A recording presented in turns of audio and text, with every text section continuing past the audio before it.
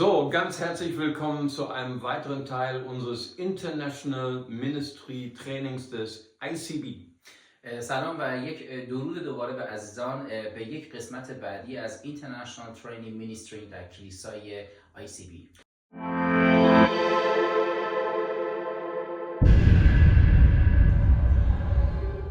Dies ist ein Online-Training für alle Menschen, die das Verlangen haben, Gott zu dienen als Mitarbeiter oder Leiter in der beruflichen Welt oder in der kirchlichen Welt. این یک خدمتی است که به صورت آنلاین هست برای خادمین، برای عزیزانی که در کلیسا هم می‌خواهند در منزل و هم در کلیسا یک خدمت و برکتی باشند در جامعه.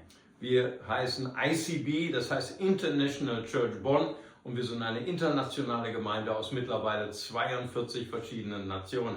ما 42 ملت مختلف هستیم در کلیسامون به نام ICB یا به همون معنای کلیسای بین‌المللی بن هستش. Dies ist der dritte Teil unseres Grundlagenvideos über die Taufe. این قسمت سوم هست در رابطه با اساسنامه تعمید در کلیسای ما. Da dies eine sehr, sehr wichtige Botschaft ist und uns sehr, sehr schwierig, wollen wir den Heiligen Geist bitten, uns zu helfen. چون پیام خیلی مهم و اساسی هست، پس از روح القدس می‌خواهیم که ما رو کمک بکند و ما رو یاری برساند در کلامش. Herr Jesus Christus, danke, dass du gesagt hast, meine Worte sind Geist und sind Leben. خداوندگار از تو ممنونم عیسی مسیح که تو گفتی کلام تو کلام زندگی بخش و روح مقدست هست. Heute sprechen wir über das innerste Wesen der Taufe. امروز صحبت می‌کنیم در رابطه با قسمت سوم که درونی و مهم هست. Das ist mit dem Verstand schwer zu begreifen. که گاهی اوقات از لحاظ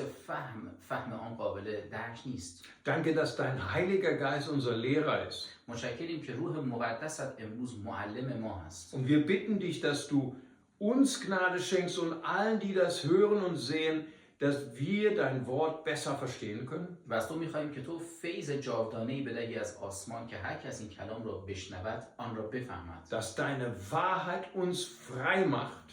که حقیقت تو ما را آزاد سازد. Und dass dein Kreuz Macht hat über Sünde, Tod und Teufel. و نشان دهد که صلیب تو قوت و قدرت دارد بر گناه، بر شیطان قدرت عظیمی دارد. Amen. آمین.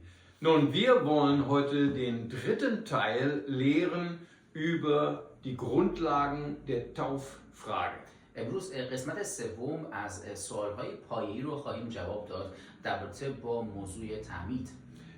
Für leider immer noch unsere deutschsprachigen Zuschauer برای عزیزانی که آلمانی زبان هستن و ما رو مشاهده می‌کنن haben wir das in ein Buch zusammengefasst. برای عزیزان یک کتابی رو نوشته‌ایم Und damit ihr alle Lektionen nochmal nachlesen könnt, که تمام این دروس رو بتونن مطالعه بکنن. ihr findet das Buch auf unserem Online-Shop میتونید در فروشگاه آنلاین ما اون رو مشاهده بکنید. www.mariovanschaffe.de. www.mariovanschaffe.de.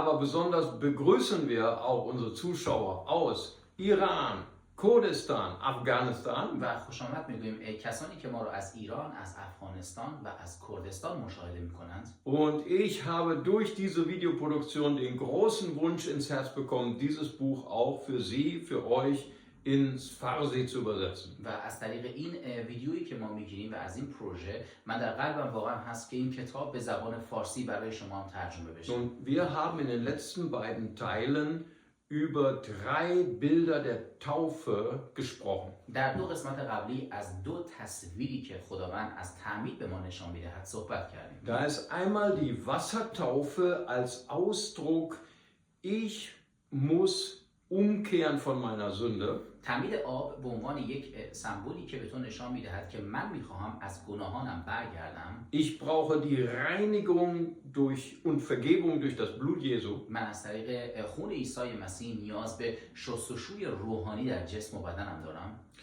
Der zweite Aspekt war die Taufe Jesu, die Taufe des Gehorsams. و دومین قسمت تعمید خود عیسی مسیح که تعمیدی بود که فروتن شد. Gehorsam ist ein starker Kanal, durch den die Vollmacht Gottes fließt durch uns. فروتن و گوش به فرمان خداوند بودند همان قسمتی است که یک کانال برکتی است که بین انسان و خداوند برگزار می شود. Und letztes Mal haben wir gesagt, die Taufe kann nicht retten.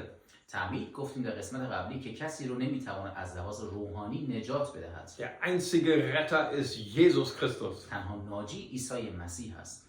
Und die Taufe ist der Ausdruck unseres Glaubens, dass wir glauben, dass das Werk Jesu am Kreuz ausreicht, alle meine Schuld zu vergeben. تعمید فقط آن ماحصل ایمان و نجات من هست که من در عموم نشان میدهم آن کاری رو که عیسی مسیح بر روی صلیب برای نجات گناهان من انجام داد. Heute wollen wir in den Kern der Bedeutung der Wassertaufe hineinsteigen. حالا امروز میخواهیم که به مرکز هسته فهم تعمید نگاه بکنیم. Es ist eine sehr schwierige Lektion این یک درس بسیار سختی هست und ich hoffe, dass unsere Zuschauer am Ende keine Kopfschmerzen و bekommen. امیدوار هستم از عزیزانی که ما رو مشاهده میکنن سردرد نگیرن. Es sind sehr schwierige Verse der Bibel, آیات بسیار سنگینی هست از کتاب مقدس، aber wir haben gebetet, ولی ما دعا کرده ایم dass der Heilige Geist diese Verse in Kraft und in Befreiung verwandelt für dich, der du gerade diese Lektion lernst. که روح القدس این آیات رو برای تو که امروز ما رو مشاهده میکنی بشکافد و موشکافی بکند در فهم کلام خداوند. So lesen wir aus der Heiligen Schrift aus dem Römerbrief, پس از رومیان از کلام مقدس خداوند مطالعه میکنیم. Kapitel 6, باب 6 die Verse 3 und 4. آیات 3 و 4. Da schreibt Paulus an die Gemeinde in Rom پولس رسول به کلیسای خداوند در روم می‌نویسد durch den Heiligen Geist. از طریق روح القدس: Oder wisst ihr nicht, dass wir so viele auf Christus Jesus getauft wurden, آیا نمی‌دانید همه ما که در مسیح عیسی تعمید یافتیم auf seinen Tod getauft wurden? در مرگ او تعمید یافتیم؟ So sind wir nun mit ihm begraben worden پس با تعمید یافتن در مرگ با او دفن شدیم durch die Taufe in den Tod, از طریق تعمید در مرگ، damit wie Christus aus den Toten auferweckt worden ist durch die Herrlichkeit des Vaters, تا همون گونه که مسیح به وسیله جلال پدر از مردگان برخیزانیده شد، so auch wir wandeln in der Neuheit des Lebens. Halleluja. ما نیز در زندگی نوینی گام برداریم. Nun, hier haben wir in diesen beiden Versen 3 neue prophetische Bilder auf die Taufe. در این آیات 3 تصویر نبوتوار بر روی مسئله تعمید دیده می شود. Paulus offenbart hier durch den Heiligen Geist, پولس از طریق روح القدس به او روشن می شود dass wenn wir getauft werden, که وقتی که ما تعمید می گیریم، nun und wir sehen ja aus der Bibel die Taufe durch Untertauchen. ما در کتاب مقدس تصویری داریم از تعمیدی که بر زیر آب گرفته می شود. Nun, vielleicht meine persischen, kurdischen, afghanischen Geschwister werden das lernen, wenn sie schon in Deutschland sind. خواهر و برادران ایرانی، افغانی و کردستانی که به آلمان میاد شاید اینو متوجه بشن. Dass in den großen deutschen Kirchen die Menschen nicht als Erwachsene unter Wasser getaucht werden, که در کلیسای آلمانی پدیده وجود دارد که شاید افرادی باشند که زیر آب تعمید آب نگیرند. so wie wir das in der ersten Lektion gelernt haben von Jesus, der von Johannes in den Jordan hineingetaucht wurde. همونطور که ما در درس اول آموختیم که یحیای تعمید دهنده عیسی رو بر رود جردن در زیر آب تعمید داد. Sondern in unseren großen Kirchen werden kleine Säuglinge mit 3 Tropfen übergossen. بلکه در کلیساهای دیگری غیر از کلیساهای ما هست، کلیساهای بزرگ آلمان، که نوزادان رو با 3 قطره آب تعمید به قول معروف آب میدهند. Deswegen ist die Form des Untertauchens von Erwachsenen in Deutschland relativ unbekannt.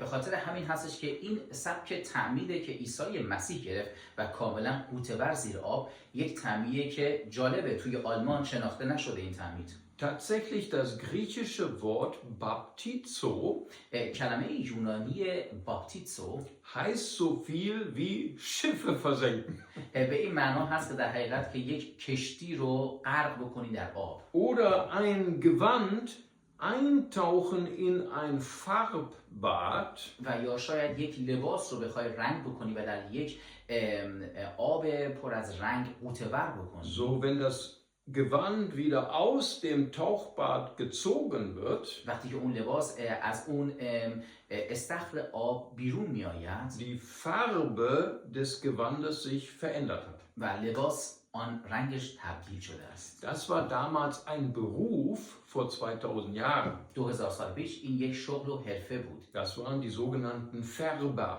افرادی بودند که لباسها رو رنگ‌آمیزی می‌کردند. Deswegen das Wort Baptizo war ein Ausdruck des Alltags. برای همین اون ادبیات آن زمانی که کتاب مقدس در آن نوشته شده باپتیتسو یک کلمه روزمره‌ای بوده. Da das Neue Testament in griechischer Sprache ist, از اونجایی که عهد جدید به زبان یونانی هست und wenn Paulus hier von Taufe als Baptizo spricht, و وقتی پولس در اینجا از تعمید به معنای باپتیتسو داره صحبت میکنه wusste jeder Mensch des Alltags vor 2000 Jahren, was das bedeutet. تمام افراد معمول و عادی جامعه میدونستن دقیقا از چه تعمیدی داره صحبت میکنه. Baptizo heißt, wir werden unter Wasser getaucht. باپتیتسو به معنای این هست که ما به طور کامل جسم و بدنمون زیر آب غوطه ور بشه. Damit sich unser Zustand verändert, so wie bei den Kleidern. دقیقا مثل آن لباس که کل آن رنگ رو به خودش میگیره تا جسم من تبدیل بشه. Wenn wir heute in Deutschland das deutsche Wort Taufe sagen, وقتی ما توی آلمان الان کلمه تعمید به ادبیات آلمانی تافه رو استفاده بکنیم ist das Wort Taufe kein Wort des Alltags, تافه دیگه الان متاسفانه در زمانی هستیم که کلمه روزمره و sondern ناشناسیه ein Wort der Kirche.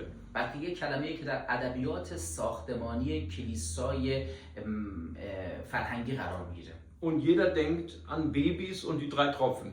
و همه فکر میکنن به خردسالان و به آن 3 قطره آب. Damals aber wusste jeder, Baptizo heißt entweder Kleider eintauchen ولی همه در آن ادبیات آن زمان می‌دونستند که باپتیتسو به معنای یا لباسی است که زیر آب می‌رود oder aus der Schifffahrt ein Schiff versenken.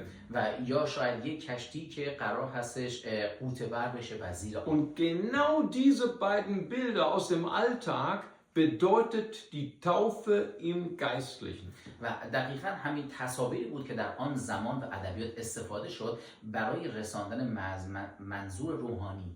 Paulus sagt hier in diesen beiden Versen, پولس رسول در این 2 آیات به ما میگوید dass die Taufe 3 Bilder hat. که تعمید 3 تصویر دارد. Wisst ihr nicht, sagt Paulus, آیا نمیدانید dass ihr durch die Taufe gestorben که seid, از طریق تعمید مرگ را دیدید، begraben seid دفن شدن را دیدید und zu neuem Leben auferweckt? و به یک زندگی دوباره برخیزانیده شدید. Und das sind genau exakt die 3 Bilder aus dem Alltag, den ich gerade beschrieben habe. و این دقیقاً 3 تصویری هست از آن جامعه و ادبیاتی که من الان با شما دارم صحبت میکنم. Übertragen sage ich, به شما میگویم wisst ihr nicht, dass euer altes Schiff zerstört wurde, آیا نمیدونید که آن کشتی قدیم زندگیت دیگه زیر آب رفته، versenkt wurde در زیر آب غرق شد und dass ihr wie dieses Gewand aus dem Wasserbad eine neue Farbe, ein neues Leben bekommen habt? و دوباره مثل آن آبی که غوطه‌ور در رنگ بود یک لباس جدید، یک هویت جدید با یک رنگ جدید دریافت Und کردید. das ist das Bild. و این دقیقاً آن Das muss تصویر man است. einfach hineinstellen in die Kultur von vor 2000 Jahren. باید اون تصویر فرهنگ 2000 سال پیش رو باز بکنیم تا بفهمیمش.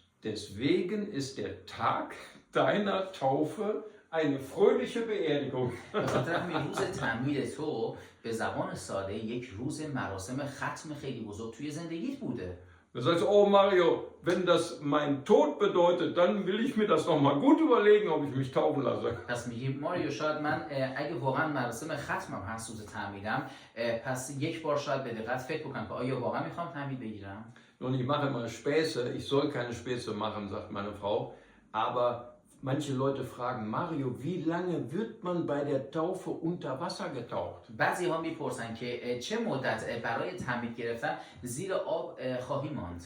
Dann sage ich, das kommt drauf an, wenn du ein Gangster bist, dann tauchen wir dich 1 Minute unter. میگم اگر یک گانگستر هستی 1 دقیقه زیر آب نگردیم، به شوخی میگم. Ist natürlich nur ein Spaß, du wirst weniger als 1 Sekunde untergetaucht. یک شوخیه، شاید 1 ثانیه بیشتر طول نکشه که زیر آب بمونی. Es ist ein Bild این یک تصویر هست für das, was unsichtbar geistlich in uns geschieht. برای آن چیزی که قابل رؤیت نیست و روحانی است در درون تو اتفاق می‌افتد. Nicht unser Körper stirbt, جسم ما نمی‌میرد، auch nicht unser Verstand, حتی عقل ما از دست نمی‌رود، auch nicht unsere Gefühle. احساسات ما عوض نمی‌شود. Etwas anderes stirbt. یک موضوع دیگری است که در زندگی تو دفن می‌شود و می‌میرد. Und in einigen Minuten werden wir das besprechen, was die Bibel damit meint. و در چند دقیقه دیگه راجع به صحبت من کتاب مقدس در این رابطه چه چیزی میگوید؟ Nun, bevor wir diese Frage beantworten, was stirbt denn bei der Taufe, قبل از اینکه بخوایم پاسخی بدهیم که چه چیزی در تعمید آب در تو میمیرد، wollen wir uns noch mit einem weiteren Vers beschäftigen. میخوایم یک آیه دیگر رو بهش توجه کنیم. Dieser Vers beschreibt die Realität der Kraft der Sünde in jedem Menschen. این آیه به طور کامل نشان میدهد که قدرت مرگ از طریق گناه که در درون هر انسانی زنده هست. قبل از تعمید. Heißt es im Epheser Kapitel 2, در کتاب افسسیان باب 2 Vers 1, آیه 1 auch euch hat er auferweckt, و اما شما برخیزانیدانی شدید die ihr tot wart in euren Vergehungen und Sünden. به سبب نافرمانی ها و گناهان خود مرده بودید. Nun, jetzt sind wir komplett verwirrt. الان واقعا شاید گیج شدیم دیگه. Und jetzt sagst du, Mario, jetzt verstehe ich gar nichts mehr. الان واقعا متوجه دیگه نمیشم. Eben hast du noch gesagt, wir sterben bei der Taufe. الان قبلش گفتی که ما تعمید میگیریم دفن میشیم. Jetzt sagt Paulus, wir waren schon tot vor der Taufe, nämlich als wir noch Sünder waren. الان پولس میگه قبل از تعمید من مرده بودم در زمانی که من گناهکار بودم. Und ich gebe zu, heute ist keine leichte Lektion. برای همین میگم واقعا این درس امروز درس بسیار از لحاظ روحانی سنگین هست. Deswegen fangen wir ganz von vorne an. برای همین شروع میکنیم خیلی ساده Wir میشیم. wollen heute lernen, wie stellt sich das Wort Gottes eigentlich die Natur des Menschen چطور vor. طبیعت یک انسان رو خداوند آفریده؟ از این شروع میکنیم. Nun, ich beginne mit der Schöpfung. من شروع میکنم از پیدایش انسان. Die Bibel berichtet uns vom ersten Blatt der Bibel, Gott ist ein Künstler. کتاب مقدس ما میگه که خداوند یک هنرمند و آفریننده هست. So wie Michelangelo مثل میشایل انجلو oder wie Raphael. یا مثل رافائل. Und Künstler haben den Wunsch, sich selbst, das was in ihnen ist, nach außen auszudrücken. هنرمندا واقعا آن هنری که درونشون هست رو میخواهند به بیرون از جسم خودشون انتشار بدهند و نشان بدهند. In ihren Gemälden, در آن نقاشی هایی که in ihren کشیدند، Skulpturen. در آن فرهنگشون. Und die Bibel sagt uns, کتاب مقدس dass wir nur einen Gott haben. که ما فقط یک خدای حقیقی داریم. Das ist das erste Gebot der 10 Gebote. در آن 10 فرمان موسی اولین فرمان مهم Gibt nur einen Gott. یک خدا فقط وجود دارد. Shema Israel, Adonai Eloheinu, Adonai Echad. به معنای ادونای اخاد، یک خداوند خدای واحد هست. Höre Israel, der Herr unser Gott ist Gott allein. بشنوید اسرائیل، خداوند خدای ما یک خدای واحد هست. Gibt nur einen Gott. فقط یک خدا وجود دارد. Und doch hat Gott 3 Dimensionen. برای خداوند ولی در 3 دیدگاه، در 3 نگرش هست. Wir haben nicht 3 Götter, ما 3 خداوند در مسیحیت sondern نداریم. Gott, Vater unsichtbar, بله، ما خدای پدر، خدایی که دیده نمی شود، der verborgene, der schreckliche Gott. خدایی که قدرتمند و مهیب هست و دیده نمی شود. Gott offenbar oder sichtbar خدایی که قابل رؤیت هست in Jesus Christus. در عیسی مسیح. Johannes sagt, ist das Wort. یحیای تعمید دهنده میگه او کلام زنده خداوند Von است. Ewigkeit zu Ewigkeit. از انتها تا انتها. Und das Wort wurde Fleisch und wir haben seine Herrlichkeit gesehen. و کلام خداوند جسم بر خود پوشید و ما جلال او را دیدیم. Und der Gott, Heiliger Geist, و خداوند روح القدس، der wirksam ist in seiner Schöpfung. آن قدرتی که در طبیعت و در دنیا کار می‌کند. Der gerade jetzt wirksam ist in diesem Video und die Worte Gottes lebendig macht. که حتی در همین لحظه در حال کار کردن هست برای زنده کردن کلماتی که ما صحبت میکنیم، Der Kranke heilt, که بیماران را شفا میدهد، Herzen verändert, قلب رو تبدیل so میکند، wie es mit mir und mit dir gemacht hat. همونطور که با من و با تو انجام میدهد. Nun, und weil Gott ein Künstler ist, چون خداوند یک هنرمند خارق‌العاده است، sagt es im 1. Mose Kapitel 2, در اولین کتاب پیدایش باب 2 hat er den Menschen geschaffen in seinem Ebenbild, او انسان را در تصویر خودش آفرید، ihm ähnlich. شبیه خودش. Nun, und wenn manchmal meine muslimischen Freunde mich fragen, گاهی اوقات دوستان مسلمان من از ما میپرسند، Mario, die Christen sagen, es gibt 3 Götter. مسیحیان میگویند خدا 3 تاست. Dann sage ich immer, Achi, Mohammed, میگم ای برادر محمد wie جان، viele Mohammeds sind in diesem Raum? چند تا محمد توی این اتاق ما Dann داریم؟ sagt er, einer. میگه فقط یه Dann محمد. habe ich gesagt, richtig. گفتم صحیح است. Aber dann frage ich, kann ich Mohammed mit diesen Augen sehen? Sag mir ja oder nein. آیا میتونم محمد رو با این چشمانم ببینم، بله یا خیر؟ Und Mohammed, mein Freund, sagt, natürlich kannst du mich sehen. محمد میگه بله من رو میتونی ببینی. Und ich provoziere ihn ein bisschen und ich sage, ich kann dich aber gleichzeitig nicht sehen. و بهش گفتم که من تو رو در عین حال که میبینم نمیتونم ببینم. Und Mohammed fragt mich, was meinst du? به من گفت منظور چی هست؟ Und ich sage, ich kann gerade nicht sehen, was du denkst. گفتم من افکار تو رو نمیتونم الان ببینم. Dein Verstand unsichtbar. فهم تو، فهم یک انسان قابل رؤیت نیست به صورت Und فیزیکی، trotzdem ist er da. ولی در عین حال تو حضور داری و در اینجا هستی. Ich kann nicht sehen, was du gerade fühlst. من احساسات درونی تو رو نمیتونم الان مشاهده Gefühle بکنم. sind unsichtbar. احساسات قابل رؤیت Ich kann نیست. nicht sehen, was du heute Abend noch vorhast. من اون تصمیمات تو رو که امروز عصر میخوای کجا بری رو نمیبینم. Der Wille unsichtbar. اون خاص و اراده تو قابل Das رؤیت نیست. heißt, Mohammed ist ein Mohammed به عنوان مثال این دوست عزیز محمد یک محمد به عنوان شخص und جسم هست، gleichzeitig ist er sichtbar und unsichtbar. قابل رؤیت و غیر قابل رؤیت هست. Das heißt, Mohammed hat 24 Stunden am Tag, محمد 24 ساعتی که در روز زندگی 7 میکنه، Tage die Woche, 7 روز هفته، 2 verschiedene Naturen nennt man das. 2 تا طبیعت بسیار متفاوت در کنار هم دارن زندگی میکنن. Ja? Das heißt also, der Mensch به این معناست که انسان hat einen Körper, یک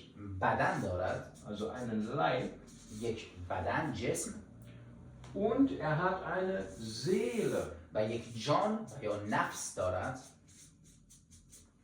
Und die Bibel sagt sogar in 1. Thessalonicher Kapitel 5, Vers 23, در اول تسالونیکیان 5 آیه 23 dass der Mensch sogar eine dritte Dimension hat. از صحبت میکنن از یک دیدگاه و جلوه سوم از انسان. Die Bibel nennt das unseren Geist. کتاب مقدس از روح صحبت میکنن. Nun, das ist erstmal verwirrend این شاید اول نگاه بکنیم کمی گیج بشیم und erstmal komplex. و برامون خیلی پیچیده باشه. Warum ist der Mensch so komplex? چرا انقدر انسان باید پیچیده و کمپلکس باشه؟ Weil wir kein Zufall sind, wir sind eine Kreatur Gottes. چون ما آفریننده خداوند با دستان خودش هستیم. Du bist wertvoll, du bist das Ergebnis nicht einer Explosion, du bist der Gedanke eines genialen Künstlers, nämlich dem Gott, dem Allmächtigen. تو آفریده یک انفجار مثل آن تئوری بیگ بنگ نیستی، تو آفریدنده خود خداوند با دستان مقدس او هستی. Schau mal, ich kann am besten die Komplexität des Menschen erklären durch Tätigkeiten. من پیچیدگی انسان رو میتونم از طریق فعالیت‌های اون انسان به تو نشون بدم. Zum Beispiel kannst du als dreidimensionaler Mohammed به عنوان مثال توی محمدی که الان داری این ویدیو رو نگاه می‌کنی، به عنوان کسی که 3 قسمت دارد، dreidimensionale Beziehung zu dem heiligen Buch der Bibel haben. یک رابطه سگانه با کتاب مقدس تو داری. Das erste ist, du nimmst mit deiner Hand, mit deinem Leib, به عنوان مثال nimmst du das Buch aus dem Bücherregal und schlägst es auf. تو با جسمت، تو با بدنت کتاب مقدس در دستانت mit میگیری و deinen باز میکنی و میخونی fleischlichen Augen versuchst du die Buchstaben zu lesen. و با چشمان جسمانیت شروع میکنی تا این کتاب رو تو مطالعه بکنی و بخوانی. Das heißt, der Leib kommuniziert mit 5 Sinnen به این معناست که بدن تو در مکاتبه هست با 5 حواس انسانی تو: Sehen, دیداری، schmecken, چشایی، riechen, بویایی، hören, شنوایی، fühlen. احساسی و لمس. Kommunizierst du mit Materie. صحبت میکنی و ارتباط برقرار میکنی با یک متریال، با یک جسم. Die Seele, haben wir gerade gesagt, نفس و در طور نفس و احساسات صحبت کردیم. besteht aus Gefühl, سرشار می شود از احساسات، Verstand فهم und Wille. و خواست و اراده. Nun, die Seele kommuniziert mit anderen Seelen. جان یک انسان و یا اون نفس انسان با نفس ها و جان های دیگر صحبت می کند. Gerade kommuniziert mein Verstand mit dem Verstand von Bruder Mobin. به عنوان مثال الان فهم من با فهم برادر مبین با همدیگه الان در حال صحبت کردن هستن. Ich vermute aber, sein Verstand glüht mehr als mein Verstand. میگه شاید فهمش بارورتر از فهم من باشه، شوخی میکنه. Ja. Oder wenn er traurig ist, ich glaube, er ist heute nicht traurig, weil er geht nämlich in Urlaub. Amen. Wenn er fröhlich ist, kann ich mich mit ihm freuen. وقتی که شاد هستش من هم میتونم خودم رو در جای او قرار بگذارم و با او شادی بکنم. Gefühle können kommunizieren. احساسات میتونن با هم دیگه کامیونیکیشن داشته باشند. Und auch der Wille, wenn wir zum Beispiel zusammen etwas wie zum Beispiel das Videoprojekt produzieren wollen, dann kooperiert unser Wille. و خواست و اراده ما به عنوان مثال میخوایم الان این ویدیو رو با هم دیگه تهیه بکنیم، پس اون ویل ما با هم دیگه در کنار هم، اون خواست ما کنار هم قرار Das heißt, die Seele kommuniziert mit anderen Seelen. پس به این معناست که نفس یک انسان با نفس انسان دیگه با هم دیگه کامیونیکیشن میکنند. Und jetzt ist ganz einfach, unser Geist حالا صحبت از موضوع روح میکنیم kommuniziert mit dem Geist Gottes. و روح ما با روح خداوند در حال ارتباط برقرار کردن So, هستش. und durch diese Skizze können wir vielleicht diese geheimnisvollen Verse besser begreifen. شاید بتونیم راحت‌تر و ساده‌تر متوجه بشیم از طریق این تصویری که من برای شما کشیدم. Das heißt, Epheser 2,1 افسوسیان 2:1 sagt, wir waren tot in unseren Sünden und Übertretungen. میگوید که ما مرده بودیم در گذشته خودمون به سبب نافرمانی‌ها و گناهانمون. Nun, was ist ein Sünder? یک گناهکار Nach کیست؟ der Bibel ist ein Sünder nicht nur jemand, بر اساس کتاب مقدس کسی که گناهکار هست یک موضوع سبک و کوچیک نیست. der seinen Nächsten belügt, کسی است که به اشخاص دیگه دروغ seine میگه، Frau betrügt, شاید خیانت کرده به همسرش، seinen Arbeitgeber bestiehlt. شاید سر کار دزدی کرده. Das denken wir, auf das ist ein Sünder. اینو همیشه فکر میکنیم گناه ترجمهش فقط این موضوع Aber است. ein Sünder nach der Bibel ist jemand, ولی بر اساس کتاب مقدس تعریف یک der گناهکار befallen ist von einem Virus. که در درون جسم و روحش پر از یک ویروس روحانی شده. Dieser Virus ist unsichtbar für das menschliche Auge, که این ویروس روحانی از طریق چشمان ما انسان‌ها قابل رؤیت نیست. aber die Auswirkungen sind fatal. ولی یک نتیجه بسیار بحران انگیز رو داره در زندگی اون Das شخص. haben wir jetzt vor einigen Jahren bei Covid gesehen. So viele Tote. ما در زمان همه‌گیری بیماری کووید دیدیم که خیلی از افراد مردند. Im Mittelalter haben wir das nicht verstanden. در زمان قرون وسطا افرادی که میمردن رو متوجه نمی‌شدند. Heute wissen wir, Virus ist existent. Wir können es nur nicht sehen mit diesen Augen. امروز میدونیم که ویروس وجود داره ولی با چشمانمون نمیتونیم اون ویروس رو جلوی چشممون مشاهده کنیم. So ist der Virus der Sünde همینطور آن ویروس گناه هم هست auch zerstörerisch in deinem und meinem Leben. که زندگی تو و زندگی من رو میتونه کاملا اون ریتمش رو به هم بریزه. Deswegen sagt Römer 6, Vers 23, در همین رومیان آیه باب 6 آیه 23 میگوید der Preis der Sünde ist der Tod. هزینه و مزد گناه مرگ هست. Nun, dann sagst du, Mario, ich war auch Sünder, پس شاید بگویی که ماریو من هم گناهکار بودم aber mein Körper war nicht tot. ولی جسم من نمرد. Und du hast recht. و تو حقیقت داری راست میگی. Der Leib eines Sünders ist sehr lebendig, zum Bösen. جسم یک شخصی که گناهکار هست واقعا خیلی زنده و شاخکاش گیرا بر گناه هست. Du sagst, meine Seele war auch nicht tot, als ich Sünder war. تو شاید بگوی جان من، نفس من نمرد در زمانی که من گناه تو Ich hatte زندگی sogar کردم. sehr heftige Gefühle. من حتی زمانی که در گناه بودم خیلی حتی حالم خوب بود، احساساتم خیلی Vielleicht در nicht اوج immer بود. die besten Gefühle. شاید بهترین حالا احساسات رو Mein نداشتم. Verstand hat auch funktioniert. حتی میتونستم فکر بکنم و عقلم هم کار میکرد. Und mein Wille, vielleicht auch gefangen durch böse Lüste, aber mein Wille hat funktioniert. و حتی اون خواست و اراده و رسیدن به آن چیزی که فقط نیاز نفسانی و جسم منو برقرار میکرد رو میتونستم به دست بیارم. Und jetzt fragst du dich, warum sagt Paulus in Epheser 2,1, ihr wart tot? پس چرا پولس رسول در افسسیان 2:1 میگوید که شما مرده بودید؟ Die Bibel meint, dass wir tot waren in unserem Geist. کتاب مقدس از مرگ که صحبت میکند از مرگ روحانی صحبت Nun, میکند. was ist der Geist in dem Leben, in der Existenz eines Menschen? روح چیست در یک بدن و جسم انسان؟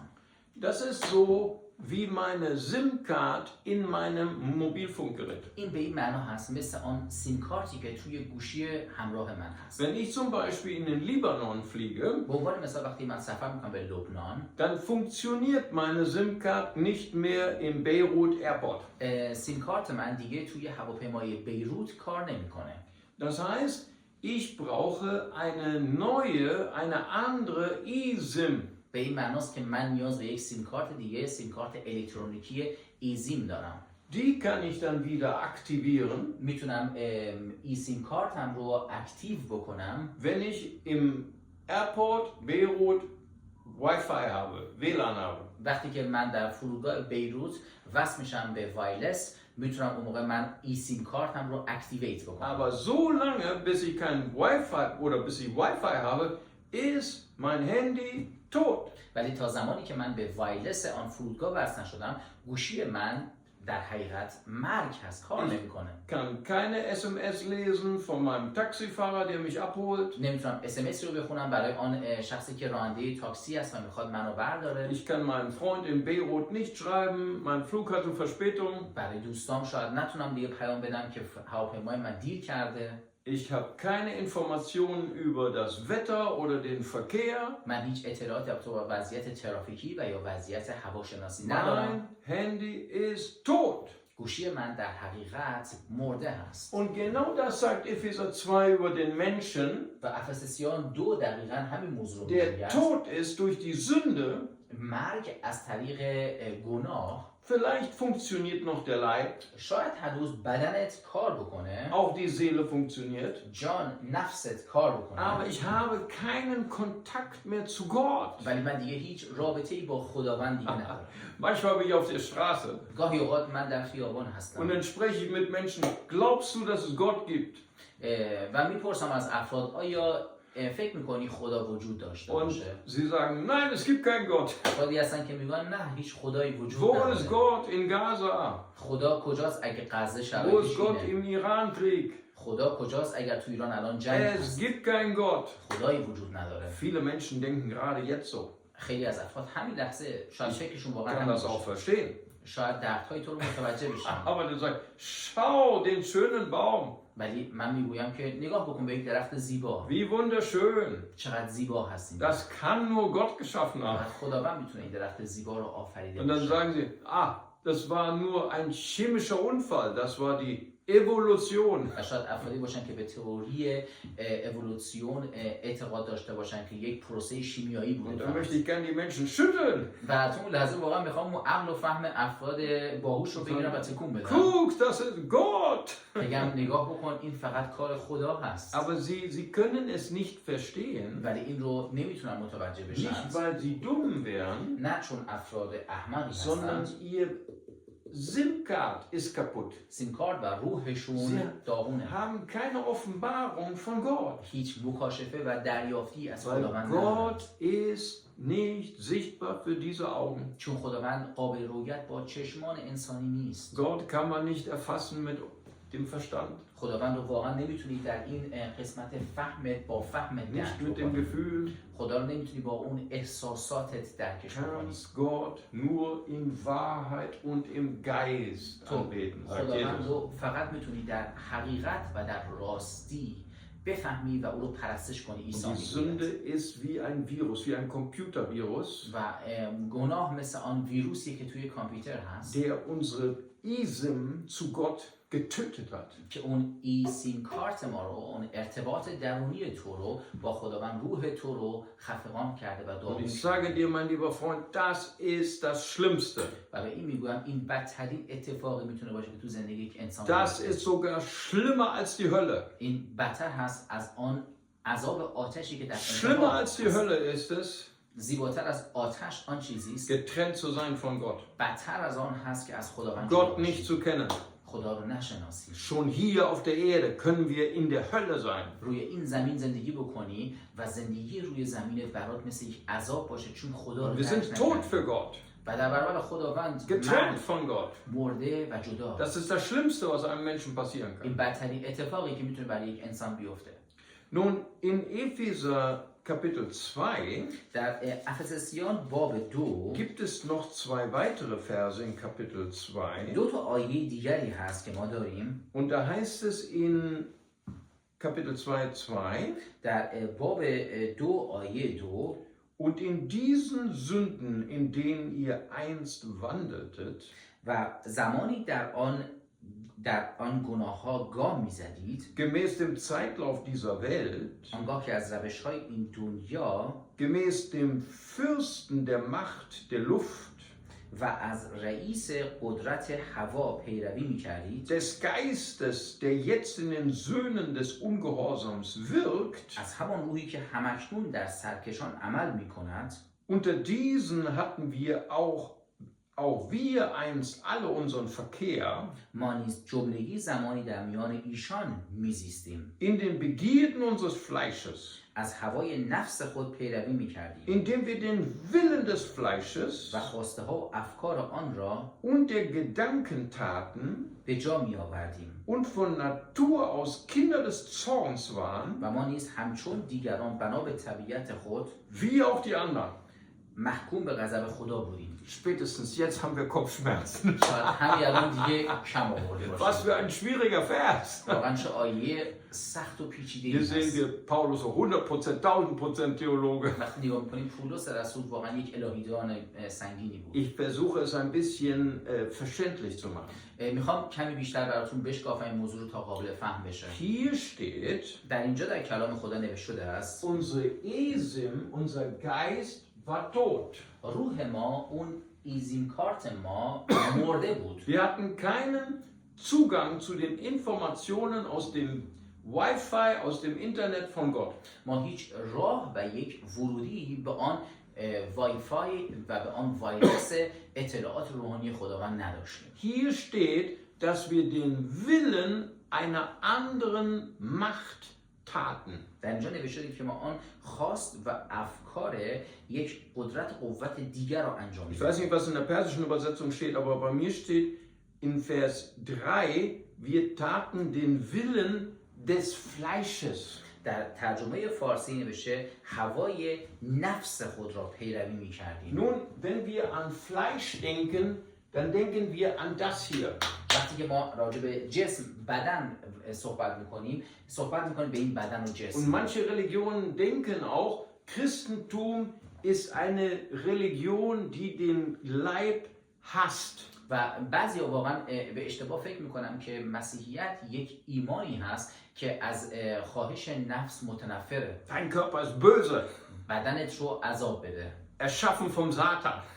بدنی که از شیطان آفریده شده. Auf keinen Fall. این خطا و اشتباه است. Die Bibel sagt, dein Körper ist eine Kreatur, ein Gedanke, den Gott geschaffen hat. کتاب مقدس میگه که بدن یک انسان یک ایده خدایی هست هست که با ایده و خارق‌العاده است از طریق آفریده او. Paulus benutzt den Begriff Fleisch für eine unsichtbare Macht, پولس رسول استفاده میکنه از این کلمه نفس به عنوان یک دنیایی که قابل رؤیت نیست. die Bibel nennt das Fleisch کتاب مقدس به آن میگوید جسم یا نفس oder das Gesetz der Sünde یا نام دیگری که بهش میگوید که قانون گناه oder auch der alte Mensch. یا آن انسان قدیم.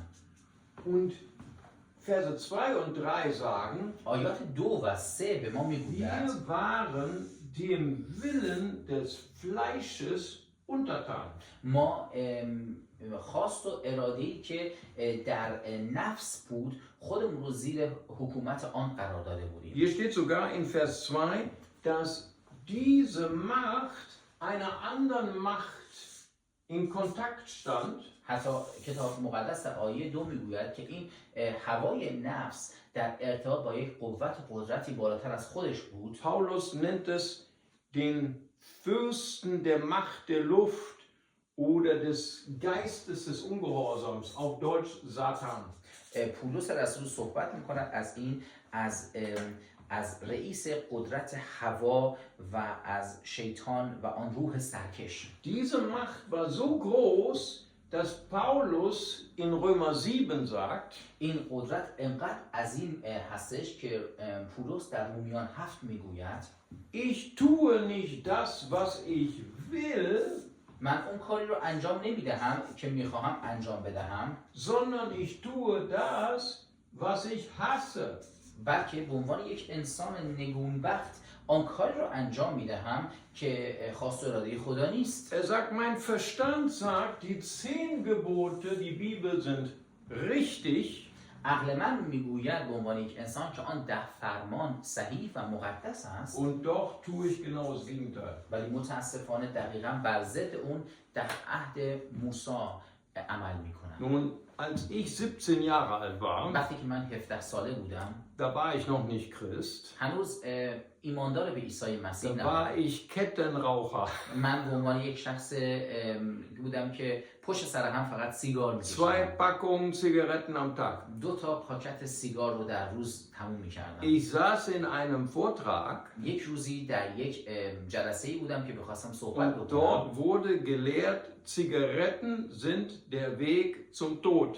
و به عنوان یک نوجوان نشسته بودم، درسی داده میشد در آنجا که سیگار جسم تو رو خواهد کشت. Lungenkrebs.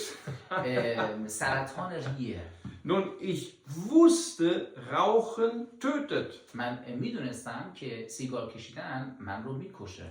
Und doch habe ich geraucht. بله، ولی با این حال هنوز هم سیگار میکشیدم. Das ist genau das, was Paulus hier darstellt.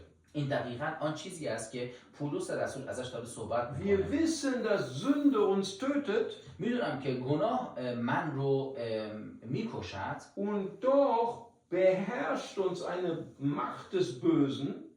بله، ولی آن گناه قدرتش هستش که من رو تمام اختیارم رو ازم میگیره. Wir hassen es zu rauchen, من شاید متنفر باشم که سیگار بکشم، tun es trotzdem. ولی این کار رو انجام میدم. Wir verstehen, Rauchen ist schädlich, من واقعا فهمیدم واقعا، wir tun es trotzdem. ولی انجامش میدهم. Wir haben früher immer Spaß gemacht. ما قبلا یک شوخی Wir haben میکردیم، gesagt, Rauchen aufhören, ganz einfach. میگفتیم که سیگار بخوای بکشی و بخوای ترک کنی خیلی ساده Ich است. höre jeden Tag auf. من هر روز ترک میکنم و دوباره روز بعد دوباره Nein, wir ترک konnten nicht میکنم. aufhören. به این معناست که واقعا با قدرت و توانایی خودت قابل ترک کردن Die نیست. Macht des Bösen kontrolliert unsere Seele اون قدرت تاریکی ها هستش که اون نفس تو رو در بر میگیره und kontrolliert unser Tun.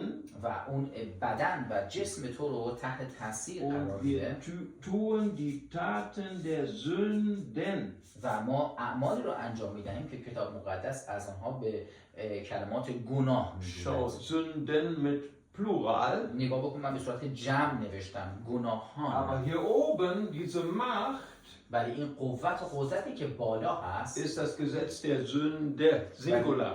ولی به صورت مفرد هست آن قانون گناه. Ich versuche das wieder durch ein Bild des Alltags zu erklären. میخوام دوباره یک تصویری رو برات بشکافم. Das hier, das Fleisch oder das Gesetz der Sünde, در اینجا آن نفس و یا آن قانون گناه، der alte Mensch, das ist wie ein Computervirus in deinem Device, in deinem Handy oder Computer. اون انسان گذشته دقیقا مثل همان ویروسی هست که توی اون دستگاه تلفن همراه تو هست. Jeder weiß, was ein Computervirus ist. هر شخصی میدونه که یک ویروس کامپیوتری Ich چیست. hatte mal einen Freund in Schweden. من یک دوستی در سوئد داشتم. Er hat mir in einem Tag 20 E-Mails geschickt. به من شروع کرد در یک روز 20 تا ایمیل به من بفرسته. Und dann sah ich, er hat anderen unzähligen Freunden auch 20 E-Mails geschickt. و دیدم به دوستای دیگم هم شروع کرده داره یک عالمه ایمیل میفرسته. Und durch den Virus konnte ich sogar die Antworten der anderen Freunde an ihn sehen. و از طریق اون ویروس میشد حداقل حتی جواب افراد دیگر هم دید که دارن بهش پاسخ Und میدن. unser gemeinsamer Freund aus Spanien schrieb ihm zurück: و یک دوست دیگه‌مون از اسپانیا بود بهش پاسخ داد. Hey du Idiot! ای تو دیوانه، Warum schreibst du mir 20 E-Mails am Tag? چرا 20 تا ایمیل رو من در روز داری میفرستی؟ Und mein Freund aus Schweden, و دوست من که تو سوئد er war verzweifelt. واقعا به شک Er افتاد. schrieb zurück, wir konnten das alle sehen. ما میتونستیم همه چی رو ببینیم. Das war ich nicht. گفت من نبودم، Es war mein Computervirus. من کامپیوترم ویروس گرفته. Nun, genau das meint Paulus mit der Macht des Bösen, die in uns wirksam ist. دقیقا آن چیزی است که پولس در اصل صحبت میکند، یک قدرت مفردی هست که در درون ما رو به گناه آلوده So, میکنه. und jetzt kehren wir wieder zurück zu unserer ersten schwierigen Stelle. خب پس الان یک بازگشتی میکنیم به آن قسمت پیچیده ابتدایی. Römer Kapitel 6, Vers 3 und 4. رومیان 6 آیات 3 و 4.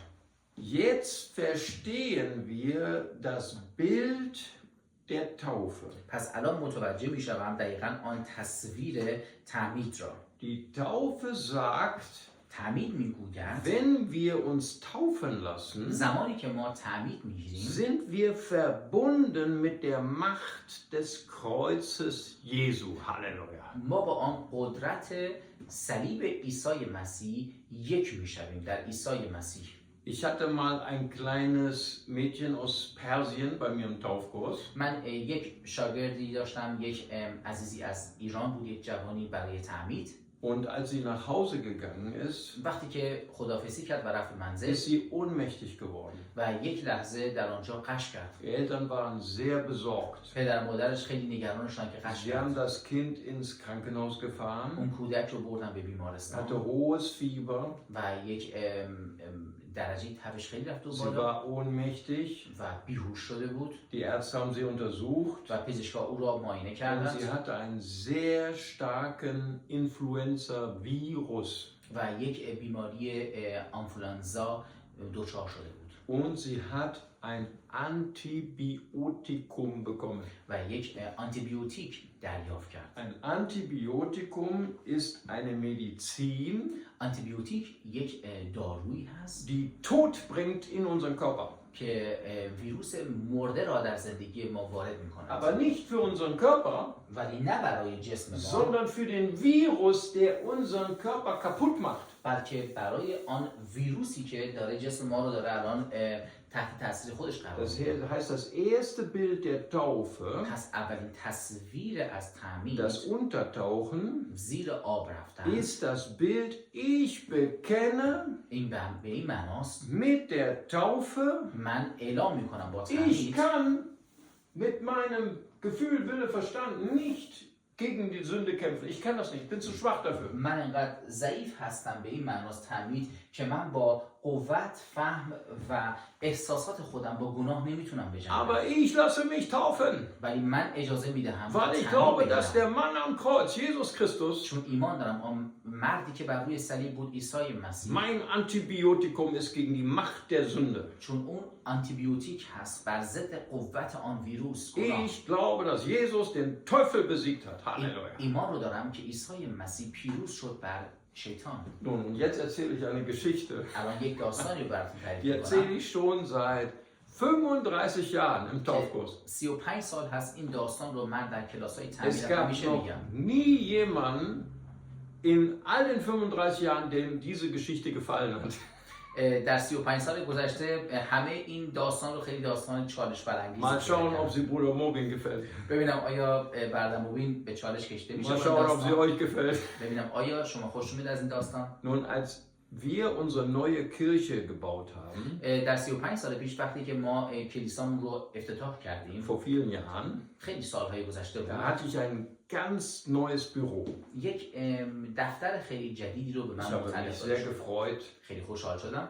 Alles war neu. همه چیز جدید بود. Ich kam in mein Büro من اومدم توی دفترم und ich sah auf dem Boden eine Ameisenstraße. و دیدم که یک سری از مورچه ها به صورت گروهی یک خیابان رو تشکیل دادن. Zahllose Ameisen kamen mich besuchen im Büro. در کف دفتر من پر از مورچه بود و یک خیابانی رو تشکیل دادم که بهش میگن خیابان مورچه ها. Was habe ich getan? من چیکار کردم؟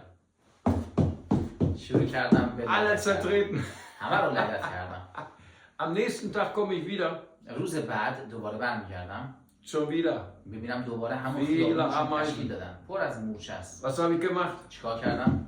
Alle zertreten. دوباره شروع کردم به لگدمال کردنشون. Nach einer Woche war ich müde. بعد از یک هفته واقعا دیگه خسته شده بودم. Ich konnte die Ameisen nicht besiegen. دیگه نمیتونستم مورچه ها رو با قوت و توان خودم باشون Ich بجنگم. ging ins Blumengeschäft رفتم به یک فروشگاه گل فروشی. und sagte, ich habe ein Problem. گفتم من یک مشکلی دارم. Ich habe eine Ameisenstraße in meinem Büro. من توی کف دفترم یک خیابان پر از مورچه ها Haben هست. Sie gesagt, kein Problem. گفت من هیچ مشکلی Sie ندارم. brauchen spanisches Ameisengift. شما به یک سم مورچه هایی که اسپانیایی هست نیاز Haben دارید. Sie mir eine Dose verkauft? به من یک بطری فروختش. Habe ich am Haupteingang Gift gesprüht, den ganzen Eingang. رفتم در اون قسمت ورودی دفترم پر از اون سما رو ریختم. Die Ameise kommt, اون مورچه ها اومدن، atmet das Gift ein, اون سم رو تنفس میکرد، stirbt. میمردش. Nächste kommt, stirbt. بعدی اومد میمردش. 3 Tage hatte ich Ruhe. 3 روز آرامش داشتم. Nach 3 Tagen ist das spanische Gift verdunstet. بعد از 3 روز اون سم اسپانیایی دیگه در هوا تجزیه شده بود. Am 4. Tag kommen die neuen Ameisen. مورچه های جدید روز 4 دوباره Wieder die اومدن. Ameisenstraße bei mir im Büro. دوباره یک خیابانی رو توی اون دفتر من Ich تشکیل ging wieder دادم. ins Blumengeschäft. رفتم به آن فروشگاه Ich sage, فروشی. ich habe immer noch mein Problem. گفتم من هنوز هم مشکل دارم. Haben Sie gesagt, Sie brauchen ein anderes Gift. به من گفتم پس شما به یک سم دیگه نیاز Sie دارید. brauchen deutsches Ameisengift. شما به یک سم مورچه های آلمانی نیاز دارید. Ist ein rosa Pulver. یک پودر صورتی رنگ Für هست. Ameisen riecht es herrlich. برای Lecker. مورچه ها خیلی خیلی خوش‌طعم و خوشبو و رنگ و لعاب Haben هست. ein bisschen gekostet. یک مقدار ازش لمس Man کردم خوردم. stirbt nicht sofort. Man stirbt nicht sofort, sondern nach 3 Tagen. سریع نمیمیره اون مورچه بلکه بعد از 3 روز خواهد مرد. Und nachdem die Ameisen gegessen und nicht gestorben sind am ersten Tag, روز اول مورچه ها اومدن و از اون سم آلمانی خوردن و haben sie نمردن dieses rosa Pulver getragen و اون پودر صورتی رو با خودشون بردن nach Hause تو منزلشون und haben es ihren Babys zum Essen gegeben. و اون رو به بچه هاشون و به آن تخم هایی که بود در همه جا پخش کردن Und am 3. Tag waren alle tot. و در روز سوم همشون مردند. Bruder Bogi, wie hat dir die Geschichte gefallen? Das ist eine schreckliche Geschichte. این یک داستان واقعا خیلی عجیب و خشنی Aber هست das ist das, was die Taufe sagt in Römer 6, Vers 3. و در رومیان 6:3 کلام خداوند واقعا همین موضوع Paulus می‌خواد بگه. sagt, wisst ihr nicht, ihr sollt das wissen, آیا این رو نمیدونید؟ این رو باید درک بکنید die ihr getauft seid auf Christus, که آنهایی که در عیسی مسیح تعمید گرفتند die seid ihr gestorben mit Christus am Kreuz. شما مرگ یافتید، دفن شدید با مسیح بر روی صلیب او. Nun, und dieses Bild unterscheidet die Taufe auf den Namen Jesus این تصویر دقیقاً به نام آن عیسی مسیح به ما تصویر را میدهد gegen die Taufe des Johannes. که متضاد هست و متفاوت هست از آن تعمیدی که یحیای تعمید دهنده صحبت Teil میکنه. 1, Grundlagen der Taufe. قسمت اولم رو میتونیم مطالعه بکنیم در اونجا Taufe صحبت des کردیم. Johannes تعمید یحیای تعمید دهنده war Taufe der Buße تعمید توبه بود zur Vergebung der Sünden. برای اینکه گناهان آن افراد بخشیده بشود. Halleluja! خدایا شکرت. Am Tag der Taufe, در روز تعمید alle meine Sünden تمام گناهانی که من der کردم Vergangenheit sind gelöscht. گذشته هر چی که بوده همش پاک شد. Das ist wunderbar. این خیلی خوب هست. Und das ist auch inklusive bei der Taufe auf den Namen Jesus. این تعمید حتی بخشی این اتفاق بخشی است از آن تعمید در نام عیسی. Die Taufe des Johannes hat nur einen Nachteil. تعمید یحیای تعمیدنده فقط یک مشکلی داره. Kann nur die Sünden der Vergangenheit vergeben. فقط میتواند گناهان گذشته تو رو ببخشه. Aber hier, der Virus ist immer noch lebendig. ولی اون ویروس هنوز توی زندگی آن شخص ایماندار زنده هست. Hier kommt immer wieder Nachschub. اینجا هنوز هم مشکل و گناه به زندگیت وارد میشه. Deswegen sagt Paulus in Römer 6, برای همین پولس در رومیان 6 versteht, denkt daran, متوجه میشوی، durch فکر بکن die بهش. Taufe seid ihr gestorben, از طریق تعمید شما مرگ پیدا کردید، begraben. دفن شدید. Die Macht Jesu ist die einzige Macht, die die Sünde besiegen kann. قدرت و قوت عیسی مسیح تنها قوتی است که به صورت مادام و کامل میتونه شیطان رو شکست Nicht بده. fasten, نه روزه گرفتن، nicht beten, نه دعاهایی کردن، nicht eigene Kraft. نه از طریق قوت و قدرت Kein خودت. Mensch kann sich befreien von der Macht der Sünde. هیچ شخص و انسانی بر روی زمین نمیتونه خودش رو از گناه آزاد بکنه. Nur die Macht des Kreuzes Jesu. Halleluja. فقط صلیب عیسی مسیح هست که این قوت رو دارد. Und ich segne dich auch gerade jetzt. و الان من تو رو برکت Wenn du میدهم. gebunden bist mit tiefer Sünde, اگر تو زندگیت احساس میکنی در یک بخشی در Möchte گناه افتادی، ich dir zurufen. میخواهم امروز تو رو صدا بکنم. Da ist Macht, da ist Kraft in dem Blut Jesu. در خون عیسی مسیح قوت و قدرت فراوان هست. In dem Kreuz von Jesu ist die Macht der Sünde gebrochen. در صلیب عیسی مسیح قوت و قدرت گناه در هم شکسته شد. Römer 6, Vers 4. رومیان 6:4 میگوید Wir sind auferweckt ما برخاسته شده ایم von den Toten از مرگ durch die Taufe. از طریق تعمید. Erst werden wir untergetaucht, وقتی که در زمانی که ما در زیر آب تعمید dann گرفتیم werden wir wieder aufgetaucht. و در زمانی که بلند شدیم از آب. Nun, wenn ihr nochmal auf unsere Skizze schaut, وقتی شما نگاه بکنی به این جدولی که من کشیدم، was war tot? مرگ چه بود؟ Unser Leib? بدن؟ Nein. خیر. Unser Gefühl, Wille, Verstand? آیا احساس، فهم و خاص اراده Unsere من؟ Seele? آیا نفس من؟ Nein. نه. Epheser 2,1. افسسیان 2:1 Unser Geist war tot, روح ما مرده بود. als Gott zu Adam und Eva sprach. در زمانی که خداوند با آدم و حوا صحبت کرد. Von allen Bäumen im Garten dürft ihr essen. از تمام آن درختانی که توی باغ هستن میوه‌هاش Nur رو nicht استفاده von dem کنید. Baum der Erkenntnis. ولی فقط از آن درخت فهم نخورید. Wenn ihr das tut, وقتی که این کار رو انجام بدهید، an dem Tag werdet ihr gewisslich sterbend sterben. از همان روز خواهید از فهم و درون خودتان خواهید مرد و به مرگ خواهید Nun, پیوست. ich habe eine Frage. الان من یک سوالی ازت دارم. An dem Tag, wo Adam und Eva von dem Baum der Erkenntnis gegessen haben, در آن روزی که آدم و حوا از آن درخت فهم و درک تغذیه کردند، sind sie gestorben آیا مردند oder nicht? و یا نه؟ Im Leib sind sie nicht gestorben.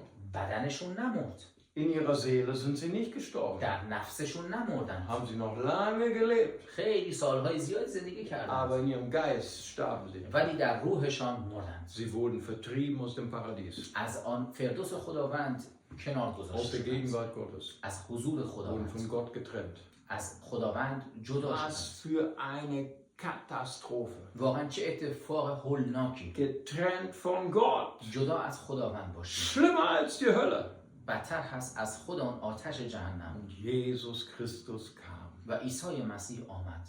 Am Karfreitag feiern wir bald, Jesus ist gestorben für unsere Sünden. در جمعه صلیب چند روز دیگر پیام ما این هست که عیسی مسیح برای گناهان من مرد و Römer برخاست. 6, Vers 23. رومیان 6:23 Der Preis der Sünde ist der Tod. هزینه و مزد گناه مرگ Die است. Gabe Gottes aber ewiges Leben in Christus Jesus. ولی عطیه و فیض خداوند حیات جاودان هست در خداوند عیسی مسیح. Denn am dritten Tag, چون در روز am سوم Ostersonntag, در آن روز یک شنبه ist Jesus von den Toten auferstanden. در روز رستاخیز بود که عیسی مسیح از مردگان Und in der برخاست. Taufe و در تعمید bekennen wir eins, wir sind verbunden mit der Macht des Kreuzes. که پیام تو این هست که من با آن قوت و قدرت صلیب یک شده ام. Und Nummer zwei, و شماره دو، wir sind verbunden mit demselben Geist der Auferstehung, و من وصل شدم با همان روح رستاخیزی که der Jesus von den Toten auferweckt hat.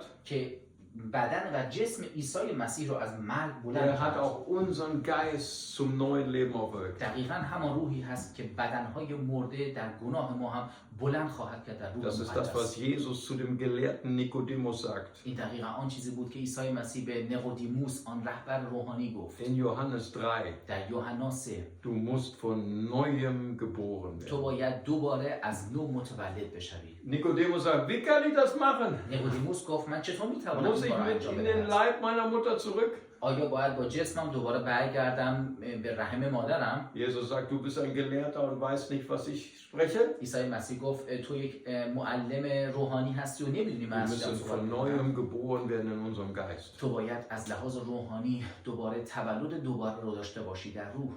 Und das bedeutet die Warum? Taufe. معنای تعمید هست. Das ist das, was ich tue am Beirut Airport. این کاری است که من در فرودگاه بیروت انجام میدم. Mein alte SIM-Card funktioniert leider nicht im Beirut Airport. در فرودگاه بیروت سیم کارت قدیمی من کار نمیکنه. Aber ich habe in Deutschland eine eSIM gekauft. ولی من توی آلمان یه دونه ای سیم کارت گرفتم. Wenn mein Flugzeug landet, وقتی که هواپیمای من dann مینشینه aktiviere ich meine neue eSIM. من اون ای سیم کارت جدیدم رو اکتیو میکنم. Und was für eine Freude, و واقعا چه شادی بزرگی wenn ich denn in Beirut auf einmal Netz habe. وقتی که من تو بیروت هستم و در آنجا اینترنت دارم. Ich kann Google Maps anschalten. میتونم گوگل مپ رو نگاه بکنم. Der Weg zu meinem Hotel. میتونم مسیر به هتلم رو Ich نویگیت kann کنم. meinen Freunden schreiben in Beirut, hallo, ich bin angekommen. میتونم به دوستان توی بیروت بنویسم سلام من رسیدم. Und das Wichtigste, kann mit meiner Frau telefonieren. و مهمترین که میتونم با همسرم تلفن صحبت بکنم. Wir sind von neuem geboren. ما دوباره تولد Du دوباره hast پیدا کردیم. Zugang zu Gott. تو آن رابطه مستقیم و کانال به خود خداوند داری. Und das bedeutet die Taufe. و این معنای تعمید هست. Gestorben, مرگ، begraben, دفن، auferweckt. برخاستن.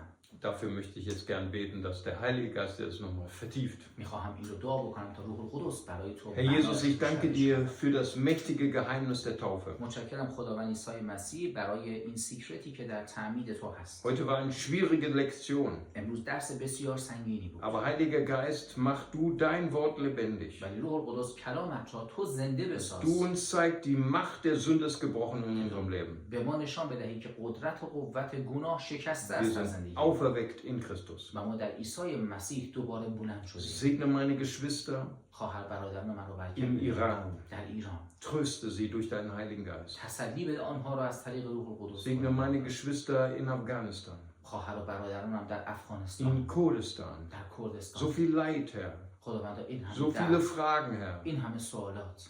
Aber dein Heiliger Geist tröstet uns, ولی روح القدس ما را تسلی wie خواهد kein داد. Mensch es tun kann. که هیچ انسانی نمیتونه So تسلی بده. tröste uns, damit wir auch die anderen trösten تو können. ما را تسلی بده تا ما هم دیگران رو بتونیم تسلی Fülle بدیم. uns mit deinem Heiligen ما رو Geist. پر بساز با روح مقدس. Amen.